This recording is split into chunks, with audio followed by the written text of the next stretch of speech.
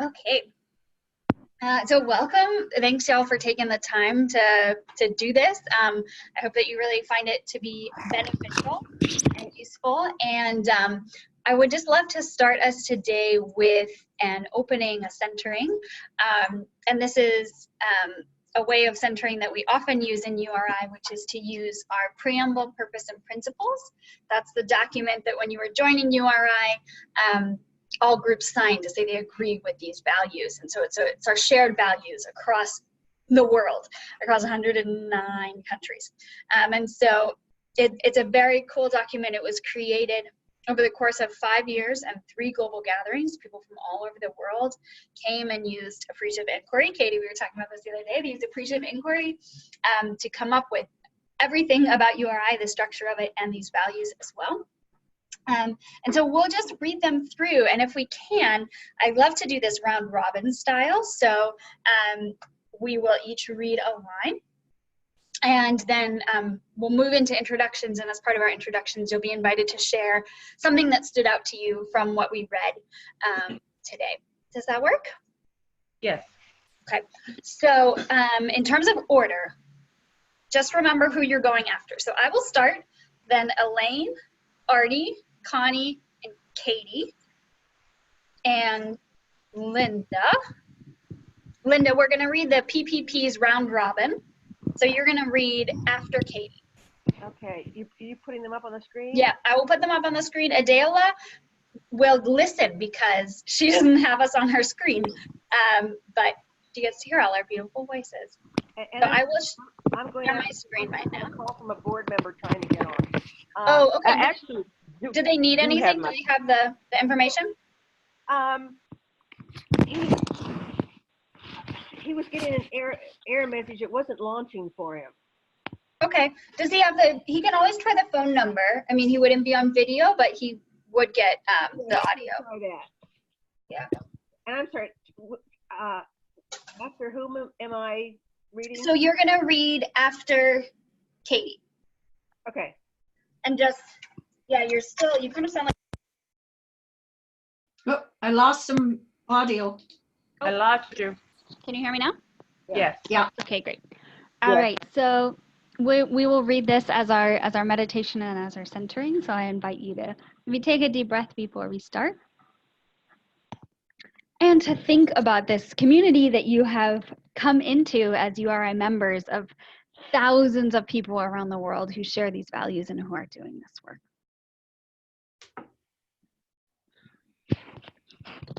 We, people of diverse religions, spiritual expressions, and indigenous traditions throughout the world, hereby establish the United Religions Initiative to promote enduring, daily interfaith cooperation, to end religiously motivated violence, and to create cultures of peace, justice, and healing for the earth and all living beings.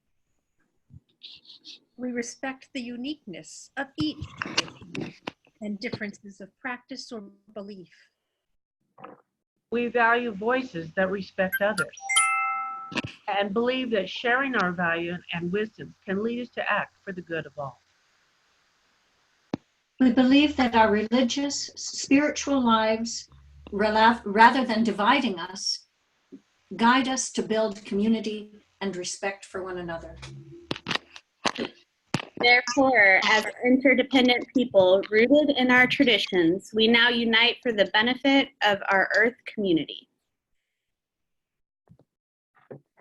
We unite to build cultures of peace and justice. We unite to heal and protect the earth. Do you want me to go now, Terry? Yeah, sure. We got a little out of order. You go now. We unite to build safe places for conflict resolution, healing, and reconciliation. I'll start and then we'll go down the line again. We unite to support freedom of religion and spiritual expression and the rights of all individuals and peoples as set forth in international law.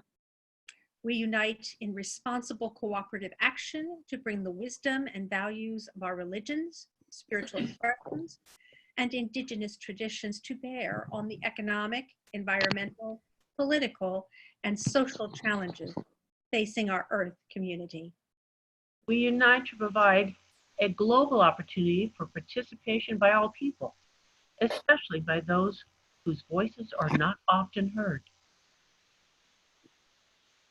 We unite to celebrate the joy of blessings and the light of wisdom in both movement and stillness.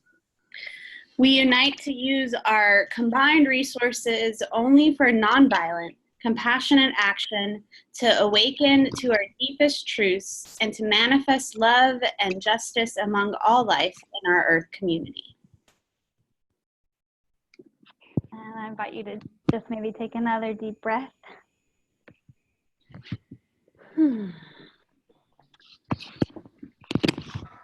So, by way of introducing ourselves and coming out of that beautiful opening, I would invite each person to share your name, where you are calling from, where you live, the name of your cooperation circle, and one thing about that preamble to URI that stood out to you this time around. If you've read it before, maybe something different stood out to you this time. So I will share. My name is Sari, and I live in Northern Virginia, around Washington, D.C. I'm the North American Regional Coordinator for URI, and I appreciated the final line about using our resources for nonviolent, compassionate action. Elaine, would you go next? We can just go in the same order. Perfect. I'm Elaine, and I'm in Mesa, Arizona, and I am part of the AFN Cooperative Circle. I guess that would be how we would define ourselves. What's the name? In not just letters, but what's the real? Very good. Yes, of course. Arizona Faith Network. Thank you. You bet. And I think what struck me this time in that was the Earth communities and being able to, through these combined circles around the globe, bring the work that we're doing locally to have a global impact. I'm Artie Turner. I'm in the Central Valley of California in Fresno. My CC is the Circle of Healers. It's part of the multi-region. As part of the whole thing, I started in '98 with when we gathered to do these, all these incredible works. But what really got my attention that I said yes to was when it said to end religiously motivated violence. And it's been a go ever since.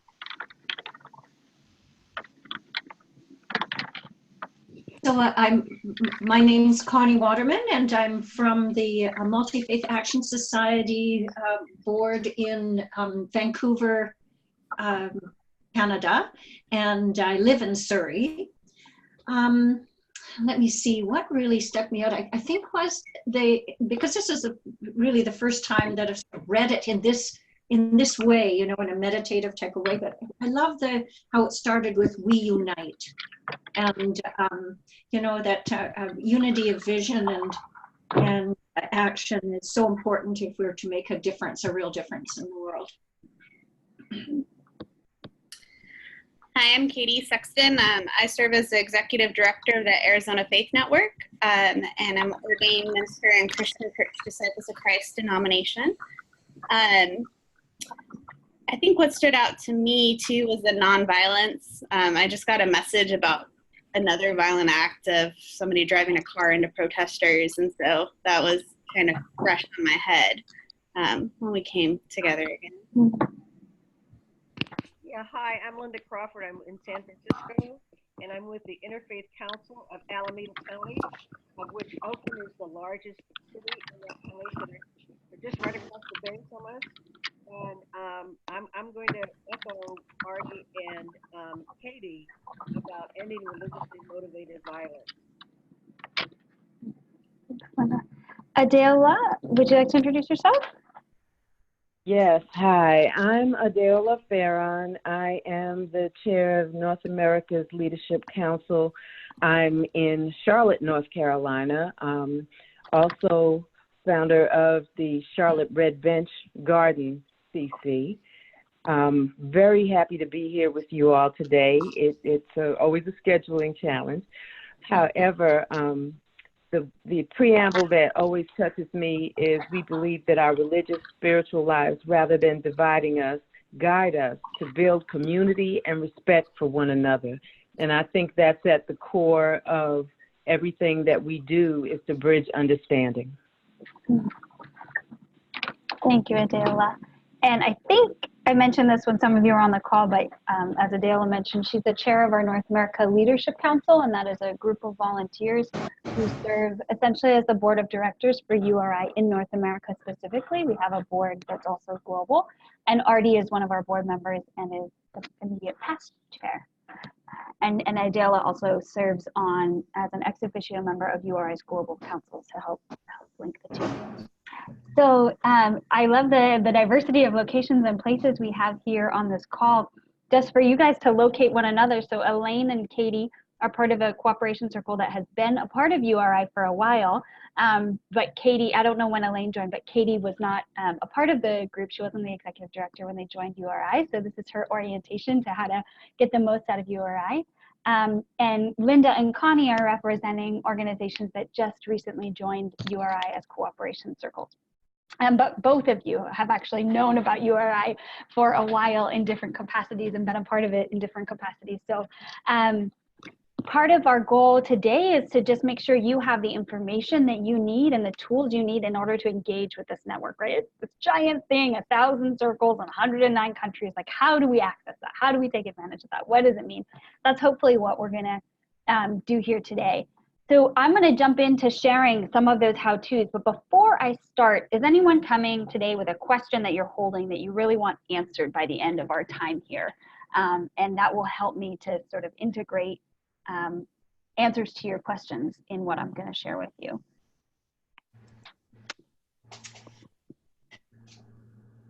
I'm a blank slate. Well, hey.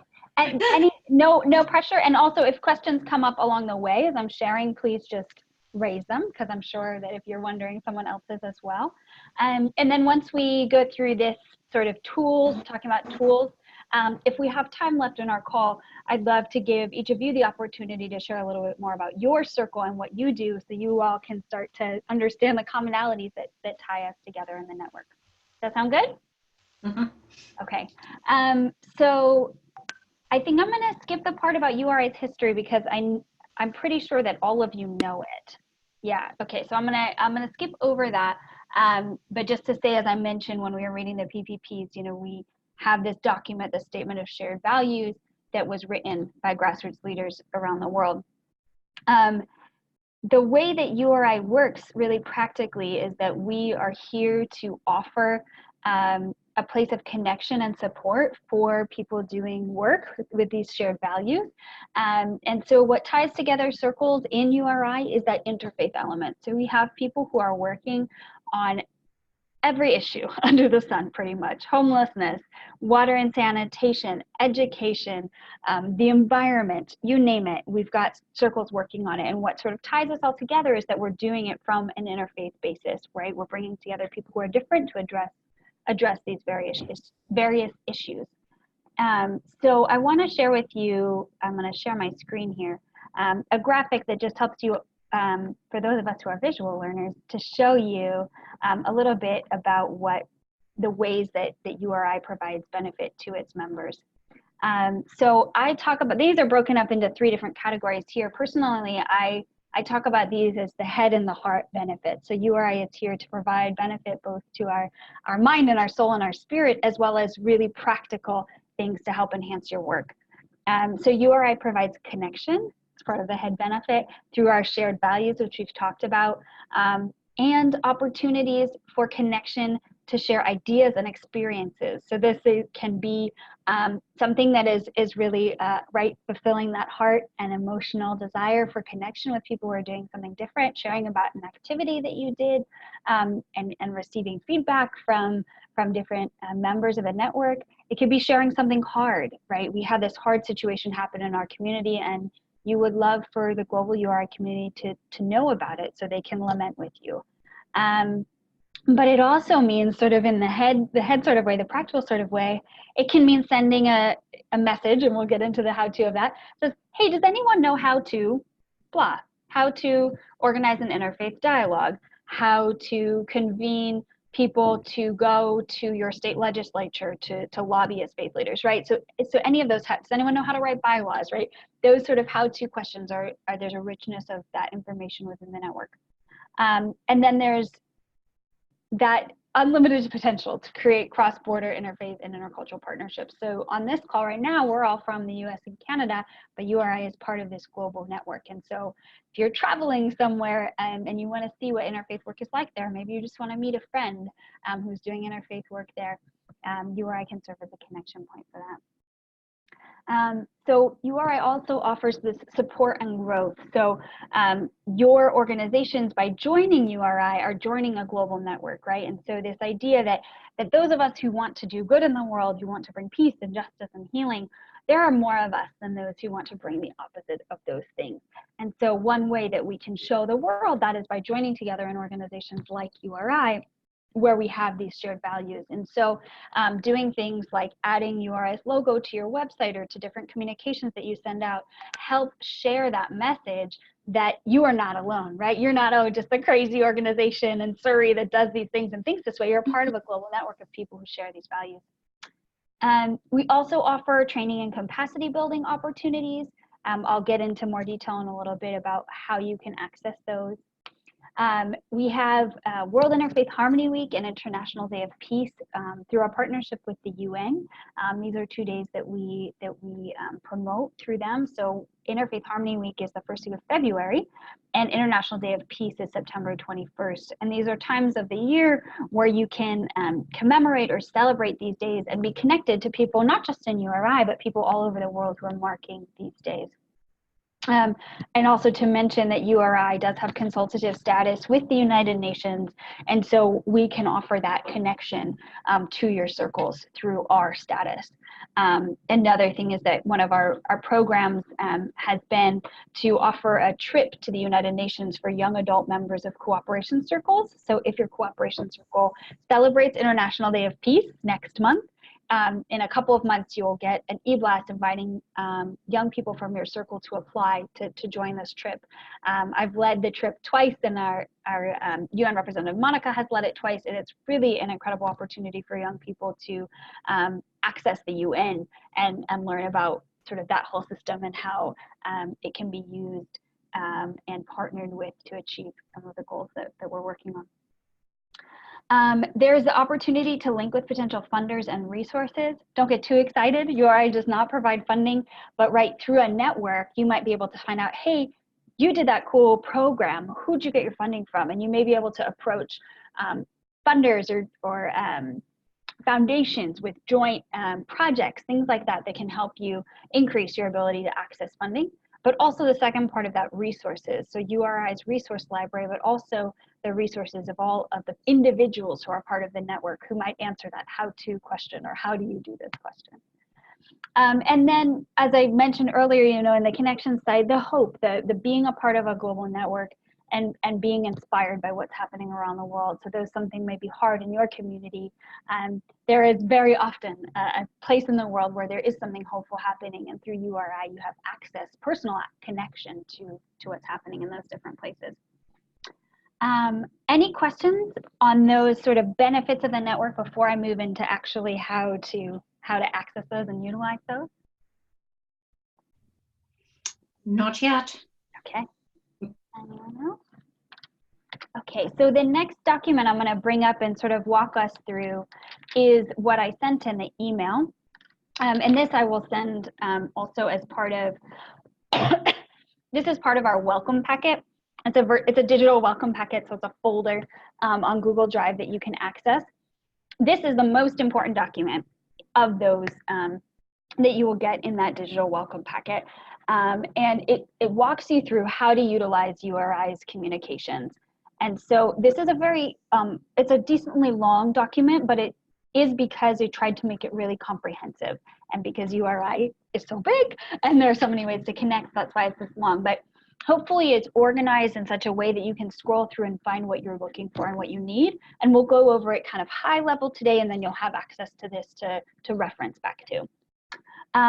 So first of all, just to note that contacts for a cooperation circle have special responsibilities. So if you are the primary, designated as the primary or secondary contact for your cooperation circle, that means that URI relies on you to be the liaison between your organization and URI.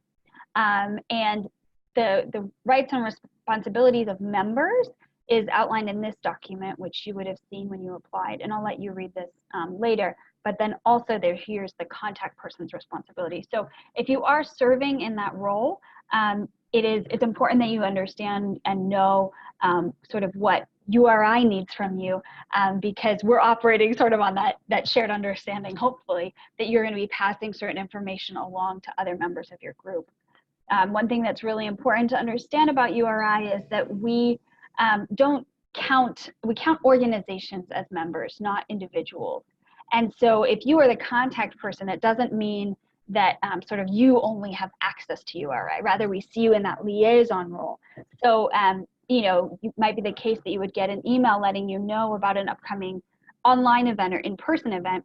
That invitation is to you, yes, but also for you to share with the members of your group. And how broadly you share that is going to depend on the specific thing and how exactly you do that. You know, we don't micromanage you on this, but we trust that you know your organization and the people involved in order to share that information. So there are several different ways to sort of jump into the URI community. And before I do that, I see that we have someone named Maureen joining us. Maureen, can you hear us? Linda, is this your board member who was trying to join? No, someone else? Okay. Maureen, if you're speaking, we can't hear you. I hope you can hear us, and I'll continue on, but if you do get your audio working, we'd love to have you introduce yourself.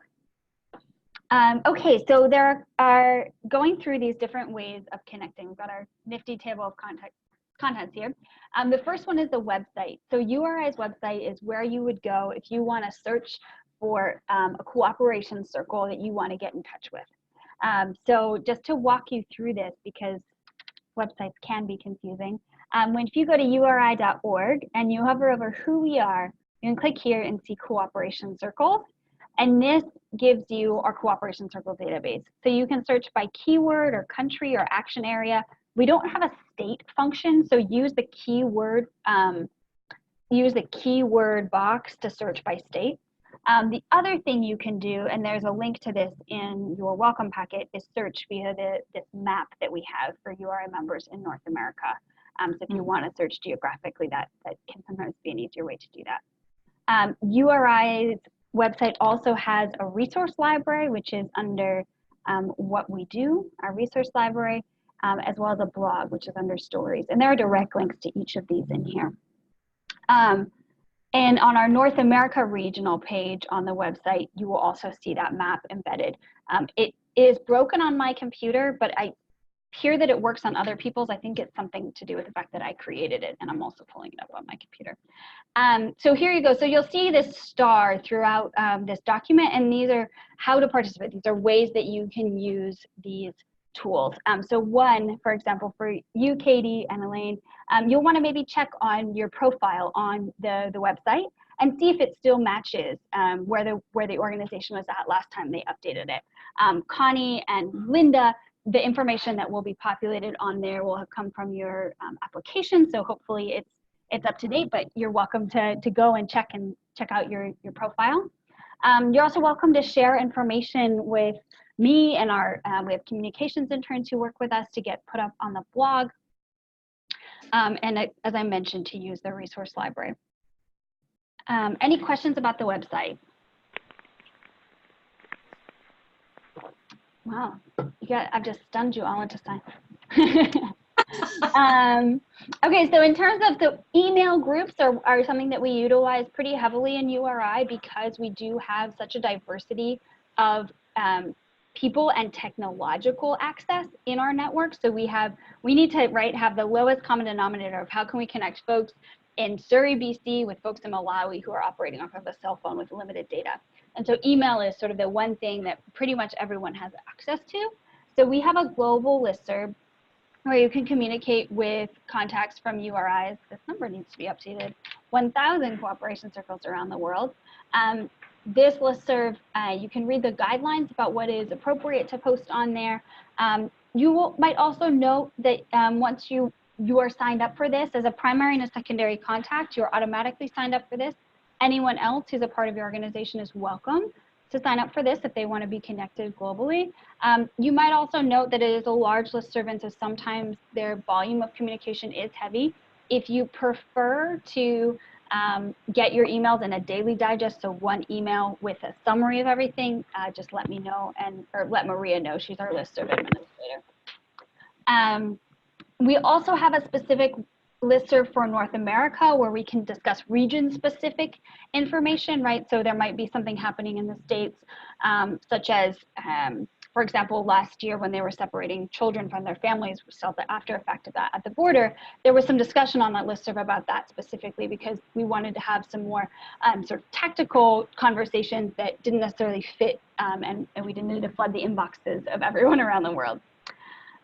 So you can participate in these. Like I said, if you're a primary, secondary contact, you'll be automatically added to the global listserv. The North America listserv is totally opt-in, so it's up to you, and you can sign up for that using these links. Any questions about the listserv? Okay, the newsletters. So URI Global sends out newsletters twice a month, and this is a snapshot of URI activities around the world. So you will notice that if you send in information and photos of an event or something that's happening in your community, or you write a reflection and that is posted on our blog, which all of you as Cooperations or Goals, you have access to post on our blog. Those will all be linked to in our email newsletter, so you see yourself featured there, as well as just other highlights from around the network. Once every 2 months, so Global does it once every 2 weeks, so 2 times a month. Once every 2 months, North America does a newsletter which focuses specifically on what's happened in North America, but we also include things like a resource nook, important upcoming dates around the region, opportunities for in-person and online events, and things like that. We also use this email list, so this is an email list versus a listserv, which is really two-way communication. This email list to send out important announcements. So, for example, we have Golden Rule Day in April, and Cooperation Circles are welcome to send in videos. We do a 24-hour long webcast with some partners to mark that day. And so we will send out sort of an email that just has that one topic in it, letting you know, hey, you're invited to submit these videos. This is also where, like that World Interfaith Harmony Week trip, we would send it out to this list and invite people to apply. And I would encourage you, there is a sign-up sheet here. So this is a good list that has less communication than the listserv to get your board members on or other members of your community on. And so there's a sign-up sheet that you can print and take to your board meeting or an event. And you can either send that back digitally, just take a picture of it, or if you want to do the transcribing for us, you're welcome to do that as well. And then we can sign folks up for that. Sometimes as a contact, that does help ease a little bit of your responsibility for passing along information if people are signed up for it themselves. Any questions about newsletters? Okay. So here it gets a little more exciting, changing up. We also have virtual and in-person gatherings, as these two pictures show.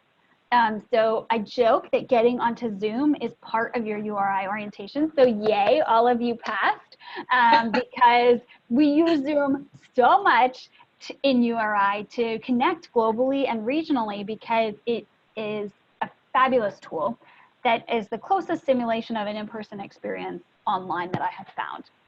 And so we hold several different types of online gatherings. So one of those are learning communities or action groups. These are small groups of people that meet periodically. So for example, one that is going right now is a group called Embracing Each Other. It started off looking at the question of embracing the other. And after several months of meeting, they decided it's not about embracing the other because there is no other. And so they changed their name to Embracing Each Other. And it's a very special group.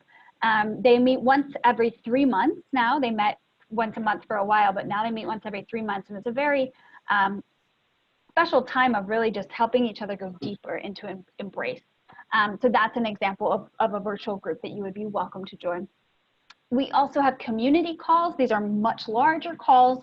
There'll be announcements about them sent out through the email list that I just mentioned.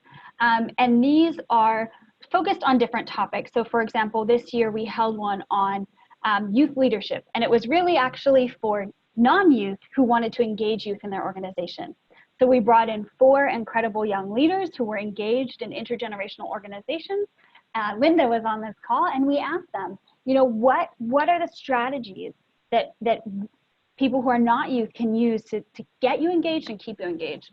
And we actually created a toolkit from that as well. A fabulous colleague named Mackenzie Bills put that together for us, all volunteer, and it's really stellar. So I'd highly suggest it if that's something that your organization is thinking about. How do we engage young people? It's a very practical guide. So we have these calls which involve usually some sort of presentation, but then Zoom has a feature where you can break out into small groups. So you actually get that feeling of a small group dialogue or conversation. So we did that in the youth call. We had the presentation from our young folks, and then we broke people out into small groups with one of the presenters facilitating each group, and there was discussion. And then after that, we sent out notes from each small group to the whole. So really, you can kind of see how this is stimulating an in-person gathering that you might have. So cannot recommend highly enough coming to the community calls. Wow. Yeah, they're cool. So bioregional gatherings, these are in-person gatherings. We aim to have 1 to 2 of these a year. They are for a subset of the North America community. So that might be geographic or that might be topical. So for example, this year we have one of these gatherings that's happening in Juneau, Alaska, and it's focused on the environment. And so while they're pulling more folks from the Pacific Northwest because it's closer and a bit easier to get to, anyone from around the North America region is welcome to join who is interested in environmental issues. Next year, we have 2 gatherings coming up, one in Virginia that's focused on doing interfaith in the Bible Belt, and another in Maine that will be focused both on New England, but is also welcoming folks from anywhere around the region. So there might not always be one of these in your region. So for example, Arizona, there's not one that's close to you in the next 2 years, but have no fear. Every 3 years, it is our goal to hold an in-person gathering for all members of URI in the US and Canada. So the way this happened last time was that each cooperation circle was welcome to send 1 representative. And if we had space, we allowed additional representatives from groups to attend. We could fit them in our room, in our venue. And this is an opportunity for people from all over the region to connect about a huge diversity of issues and really bolster those in-person connections. And I can just say that this was an incredible time. This was the first assembly that I had been to, and it's been really beautiful to see how the connections that were sparked at that gathering are so strong in a way that, you know, virtual communication is great, but when you meet someone in person, it is then much more sustainable to have an online relationship with them. And so that's why these assemblies are so important, because it helps with that. And we also hope that the representatives who come to these not only are connecting with people themselves, but they're also taking back to their community what they learned and offering connections to other members of their group. So just keep an eye out for save the dates that might come from us via eBlast. Let us know if you want to come and take initiative. If you're interested in starting a learning community, one of those small groups that meets regularly, we can help facilitate that and putting the word out to get, you know, folks from cooperation circles to join in an online community. Or if you know, like, hey, we would love to host a bioregional gathering in Phoenix, then let us know that. Or we want to host the next regional assembly in Surrey. You know, let us know those things so that we can be working proactively with you. Any questions about virtual and in-person gatherings? Okay. It's also just a good thing to think about in terms of the in-person gatherings, knowing that they're once every 3 years. If you have the budget to put aside a little bit of money, you know, for 3 years, so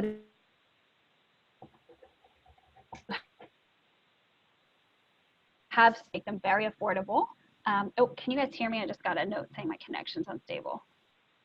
Yep. Now you're good. Yeah. Okay, I paused. So I just say we do our very best to make sure that these are affordable. We don't want funding to be a barrier to anyone attending.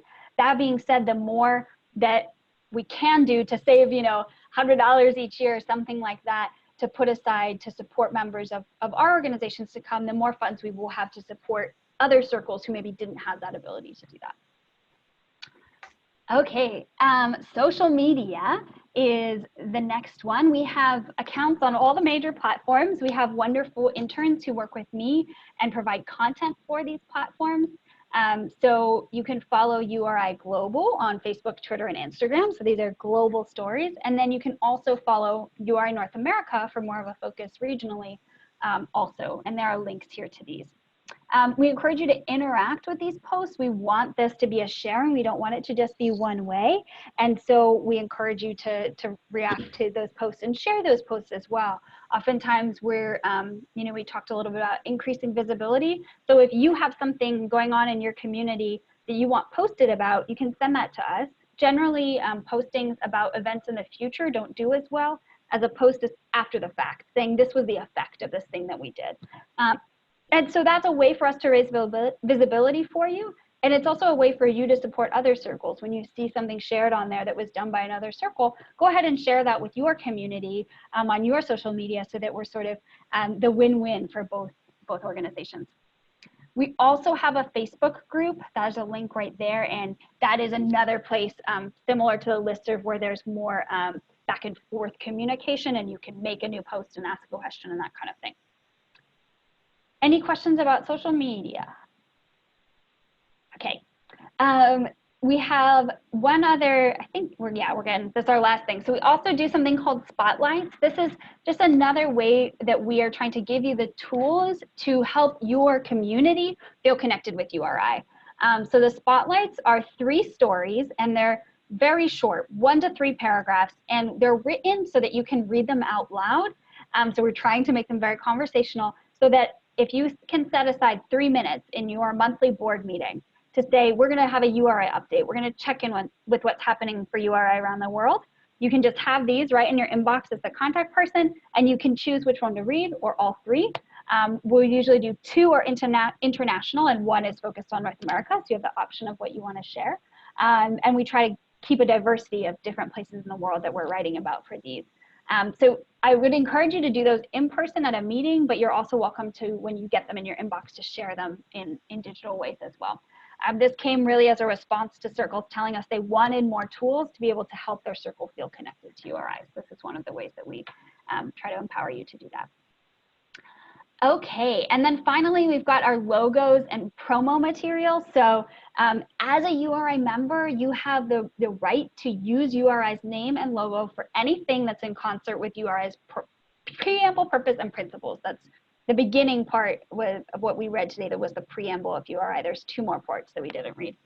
And so basically, all of your organizations are a part of URI because you do things that are in concert with the preamble, purpose, and principles. So you're welcome to add URI's logo as to event announcements, to your website, to the footer of your email newsletter, wherever makes sense for you. I've had folks who've added it to their brochures.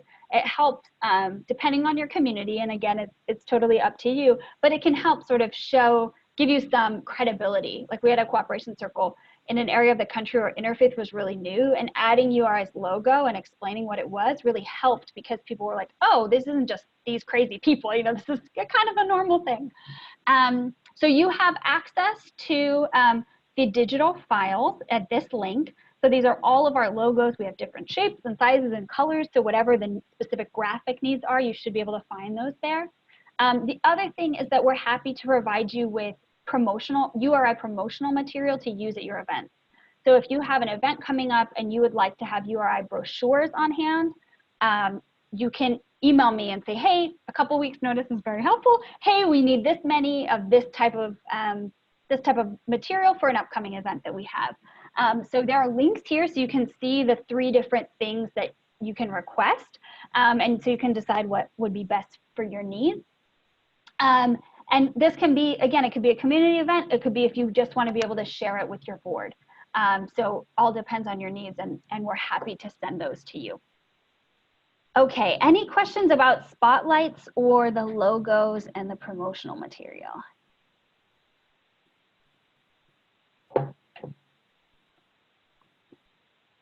Okay, oh, I see, Maureen, that you sent a note, which I just saw now, which was that you are from the Multi-Faith Action Society and you've joined. Welcome.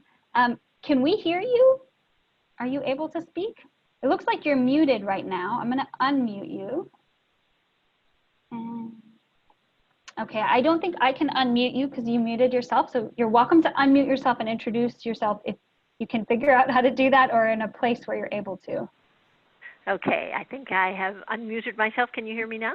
Yes, there we go. Excellent. I'm sorry that, I wasn't able to connect through the computer because this computer doesn't have the audio visual, but I've got you on the screen and I'm on the phone. So okay. So we'll wave to you even though we can't see you. Hi, Maureen. Hi, Connie. Nice to see you. Hi. Okay. Well, thanks for being I'm going to mute again just so I don't disturb the flow. Okay, sounds good.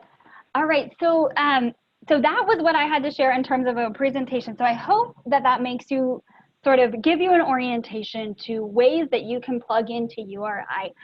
What is not emphasized in there is that you have your regional coordinator, URI staff, and your leadership council members. So we are here as human beings, not as social media platforms, but as human beings to have conversations with you.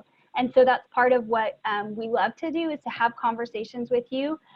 So feel free to get in touch with us if you want to just talk through something that's going on in your community, or you're like, I want an idea for a new kind of, event or a new kind of thing, or how can we address this issue? That's what we're here to sort of support you in that and share what we know about what's happening in other parts of the country, what's worked well, and all of that. So please, and also the other thing is that sometimes finding those connections to other URI groups, you have the website, and I would urge you to have that be your first stop when you're looking for something. But if you can't find something there, call us, because I might know, right? Someone's not going to put necessarily on their public profile, oh yeah, our board actually had a really tough time with relational issues, and we actually figured out a really great way to move through it. They're not going to put that on their public profile. But if that is the situation for you, if you call me and share with me about that, then I can say, you know what, you need to talk to so-and-so because they've walked through this and they might be able to share with you some processes that would work. So that kind of information can be hard to locate online, but it's in our heads. Okay, so does anyone have sort of general questions about URI, about how it works, how to engage, any of that kind of stuff? Yeah. Okay, these documents you shared with us, tell me how we get these. Yeah, so following the orientation, it'll be a little while because Zoom has to process the video, so probably tomorrow. I'll send an email with a link to this video and your virtual welcome packet. Okay. And that will include the document that I just went through, as well as several other documents that can help you get oriented to URI. For example, one of them is a list of our leadership council members that includes their contact information and phone number, their email and phone numbers. So things like that you can utilize. Great, thank you. Yeah. Any other questions about URI in general? Okay, so great. We have 10 minutes, which is fabulous. And I would love to use this time for you all to get to know each other a little bit more. So perhaps if one person from each circle that's represented here could share what the mission of your circle is, and to share one activity that you think others might learn from or be inspired by. And if you feel comfortable, to also share one challenge you've had that you would like potentially the URI community to give input on. And maybe not even a challenge, but just something that you're looking forward to getting the URI community engaged and thinking about with you, or a reason why you're looking forward to that. Does that make sense? Okay. So between Elaine and Katie, you guys pick, and between Connie and Maureen, you pick, and we'll start with Linda since there's only one of her, and we'll let you guys work out who wants to share. Okay, so the Interfaith Council of Alameda County, which is just on the other side of the mountains from Artie, doing one very quickly. We're going to get involved with the 2020 census and count the hard to count people. Hey Linda, just real quick, whenever your computer moves, we hear it. So if it can be it inhibits us hearing you. Okay, thank you. Yeah. We're going to get involved in the 2020 census because there are many hard to count populations, and our focus will be on seniors and I forgot the immigrants. And we've partnered with 2 other organizations to do that. We may also get involved with counting the unsheltered. To that point, our major program is setting up safe car park sites at congregational parking lots. So people who are living in their automobiles and small RVs have a place to park at night. And that has its own challenges. And so we're working with congregations and the county and the city of Oakland to set up those sites so people aren't going to be harassed or, have a safe place to park. That's what's going on there. Thank you, Linda. And can you share one thing that you are hoping to get out of the URI community, or one thing you're hoping the URI community can give to you, if you have one? Oh, just put me on the spot, Sari. Yeah, I've been involved one way or another with URI since it was a gleam in Bill Swing's eye. So I'm making the connection between URI and the Interfaith Council so that they understand that about this organization and all the resources. So that's the connection that I'm working on. Excellent, thanks. Who wants to go next?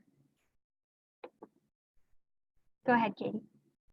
I'll start and then do summary, and Elaine, who has been with the Arizona Faith Network longer, if you want to add anything that I missed. Okay.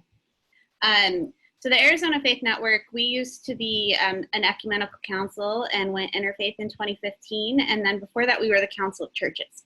So starting off in our description, that's one challenge, is moving from ecumenical to interfaith.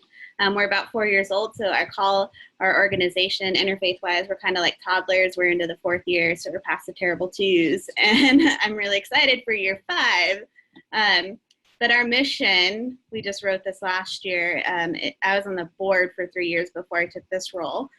So I got to do that fun work, is inviting people into meaningful relationships, shared prayer, and dialogue rooted in our faith traditions and actions that influence public awareness, engagement, and policy.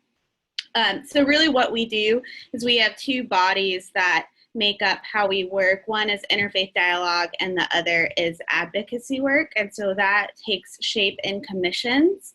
And one commission is called the Theological Dialogue Commission, and one is called the Social Justice Commission. Every year we name a mission focus because we are, while we have a big organization relatively, we only have so many resources and 1 full-time staff, which is me. And so our mission focus this year and next year is criminal justice reform in the state of Arizona. We incarcerate some of the most people in the entire country. We incarcerate the most women in the entire country, and it's inherently racist here. So we have made some important partners on that. We also do a bunch of other things. So we're in the process of creating a youth council for the state, to do an interfaith youth council. So if anybody has done that before, I'd love your input. We're in the process of really moving statewide with interfaith dialogue groups. And that's another thing that I'm looking for, is organizations that really have moved beyond just the main capital or a city, but to the whole kind of region or state, because that's a lot different. Oh my gosh, what else are we doing right now? We do a lot of really cool stuff. We have an environmental justice group that works with that, and we really work on building partnerships around the state. Did I miss anything, Elaine? No, I think that was pretty good summary of a lot of the areas that we're covering, which are quite diverse. The one thing I wanted to comment on is that we did use the materials that URI made available last year for the International Day of Peace in September, and found that to be really very useful and inspirational in our Theological Dialogue Commission. So I just wanted to comment that we found those materials great and look forward to doing something similar, I'm sure, this coming year. Well, Elaine, you're my new favorite person. Thank you, because sometimes we send emails and resources and we don't know how they're used or if they're used. So thank you for letting us know. And Katie, I will connect you. We have, in terms of the Interfaith Youth Council, we talked yesterday about the statewide program, and I hopefully connect you with someone who can help there. But Interfaith Youth Council, there are a couple of organizations that I know of who have done that or are doing something similar. So I'll send you a few links, and you can sort of check out the different models, and I can connect you to folks personally if you want. So. All right. Thank you, Katie and Elaine. Connie or Maureen? You know, because I spoke first and before Maureen joined, Maureen, do you want to share a little bit about what we're doing? Well, I think you're in a much better position to share, Connie. So nonetheless, I'll defer and ask that you share. That'd be great. Well, you know, of course, we're on our break. We take a couple of months off over the summer, but I guess at the heart of what we do at the Multi-Faith Action Society is you know, is educating the public, you know, about world religions and their, you know, the potential to help nurture that, you know, moving forward towards you know, peace and harmony. Our big project that we have is our calendar that we put out yearly. You know, we've been going for what, 40 years, and not me, but the organization has been. And I think the calendar is as old as that too. I think, Maureen, you can correct me if I've got that wrong, but that what we do is with the calendar is to try and not just have a calendar, but it's an educational tool about interfaith, about the different religions. We also try and hold one or two events a year that would bring people together in dialogue in the Lower Mainland, where we could be talking about issues that are of common concern and what's the role of people of faith or even no faith can be involved in that discussion, and you know, and how, like, environment is definitely a big part of the role that we can play. And you know, just get people together so that they can share their points of view and feel empowered to go back with their own group and make some changes in their in how they act and even speak about these issues. And so we're planning something for the fall where we'll be working with partnering with another faith group to do something around these issues. Maureen, do you want to flesh that out a bit? Sure. I don't want Thank you, a whole bunch of time here. Yeah, I think everything Connie said, yes. The whole bringing the different faith groups together in dialogue is a big, huge, important part of the mandate of multi-faith. And then within that, we have been making an effort, and I think quite successfully, to address the truth and reconciliation issues, bringing First Nations culture and understanding and values forward, and featuring First Nations elders as speakers and connecting in community. We go to different communities hosting these events so that we're present in a number of different venues and ways, and that has really generated deep connection and dialogue. And yes, the event we have coming up in October, we have two. Generally we do a launch for the calendar, and it's an opportunity to celebrate all the different faith leaders and artists that are expressing the faith values in different ways. And then we're also partnering to be part of an event called Earth Wisdom, the Sacred Dance of Life, and that will feature First Nations elder and chief of the Lillooet and a African, she calls herself village messenger, speaking to Indigenous ways that we have connected with community, with spirit, and with the land, to remember traditions that we can draw upon as we're moving forward with the challenges of this century. Thank you, Maureen and Connie. And they didn't do this, so I'm going to do it for them, which is that the calendar that they mentioned is beautiful. It's like a work of art, and it's also an educational tool.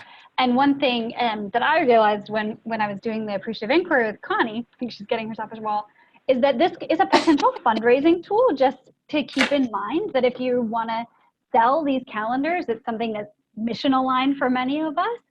But also could be used as a fundraiser. So I'll pop a link in the chat box to the calendar, and I'm sure Connie would love to follow up with anyone who might want to think about using that as a fundraiser, or if you just want one for your office.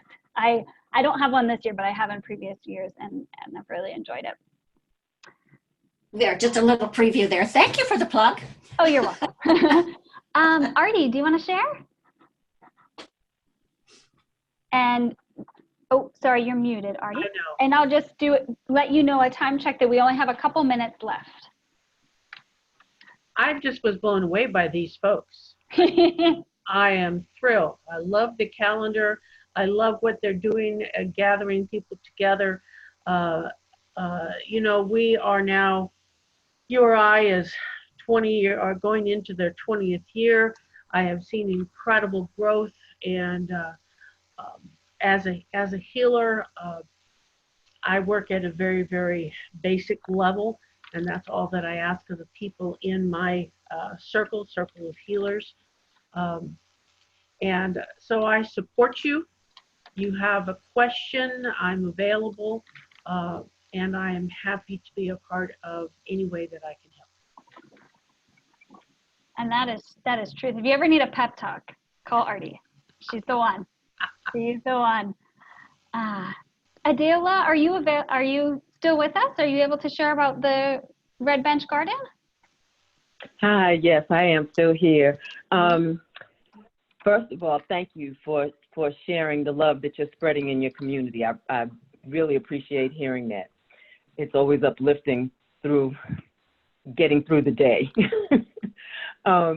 But the Charlotte Red Bench Garden is an actual place that is situated in a central park in Charlotte, North Carolina. What we did was we had a group of community conversations as a community on love, faith, and love. Faith was involved, but love, forgiveness, and compassion. And those conversations were so empowering from people from all different walks of life, just different neighborhoods, different situations, that we did not want to say that it didn't happen, you know, just do it and it's gone. So what we did was we created a garden in this park that has a red bench, and it is a place for reconciliation, for forgiveness, for meditation, just for community to be able to come together and recognize that we are more than the situations that affect us. We really have more in common than we have that separate us. And so usually annually we have an event at the garden in order to gather people together so that they can have communion about their different faiths, have communion about different situations going on, whether it be women that are incarcerated, whether it's interfaith issues, whether it's poverty, whether it's violence, whatever it is, we just give it open space. Each person that participated in those conversations are considered ambassadors for the Red Bench. So we don't necessarily meet on a regular basis, but what we do is we go out in the community and try to put our mark out there and support each other's activities that are going on in the community. In addition to that, we really want to just make sure that the community understands that reconciliation begins with us. You know, you as an individual. Don't look for a big presence to come and do the reconciliation. Just do it wherever you are, however you can. Thank you, Adela. And can you say one more time that there were 3 topics that you said the initial conversations were on? Was it love, compassion, and something else? And forgiveness. And forgiveness, thank you. Yes, one of the first events that we did at the garden when we opened it, and we do have city proclamation of it being a garden. The first event that we did was, we're in the South, and so we talked about the segregation that went on in the South and the desegregation of the school system. So we found the first, one of the first Black women that was involved in the desegregation, and also one of the witnesses, one of the people that were there doing the taunting. And well, he wasn't particularly the one taunting, but he was part of the group. He was sorry that he did not say anything for those friends that he was with that were taunting and harassing people. But we got those 2 families together and were able to have an open conversation with the community and share how they came to reconcile their differences. Even though time had passed and a lot of things had gone on, they were able to sit down across from each other and discuss the hurt that went on during that time and the regret that things didn't go differently, and also how it still needs to be a message for the future. I love that story. Adela shared that with me before, and it's a special one. Thank you. You're welcome. Adela, and thank you to all of you for being a part of this.